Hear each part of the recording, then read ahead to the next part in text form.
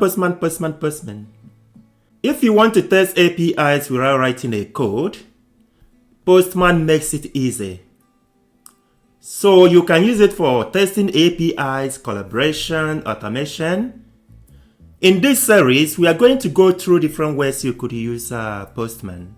So we are going to make it very brief. The first thing you do is to install Postman. I am on Linux, but the process is very easy if you are on Windows. So just go to the website and install it if you are using Windows. But if you are using Linux as I do, or you are using a Mac OS, you can follow the instructions and get it installed. It's already installed. When you launch Postman the first time, it's going to ask you for a series of questions. For example, what you intend to use it to do. Before then, it wants you to log in.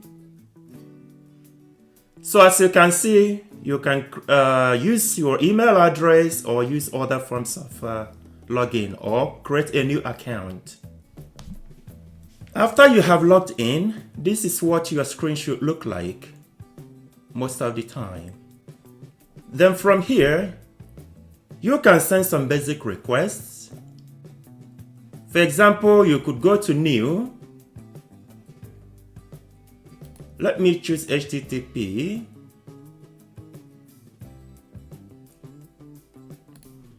From here onwards, you can start to make your requests. For instance, let me choose this and press send. This goes to the server and send us this information. So these are like this is like a default information that is on the server. It sends out this request. When you are using Postman, another thing that you need to keep your eye on would be here. As you can see, when it has this code 200, okay, it means that the request is successful. You can visualize this in different ways. For example, you could preview. Here it shows us the list. Obviously here you see the content in JSON format. You can see the user ID of the entry. You can see the ID, the title and the body. If you would want to view only one entry, you could change it here. Let's list entry 2 or ID 2. Now it shows us only the entry with the ID number 2.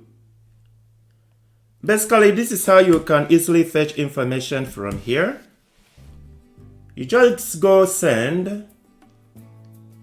It shows you the data.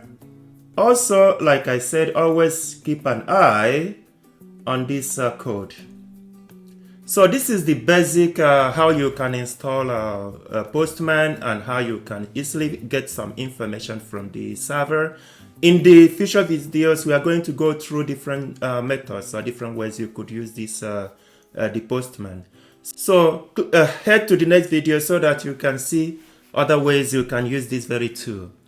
I hope this has been helpful. Can I ask you to please subscribe to my channel, to like and to share. Thank you.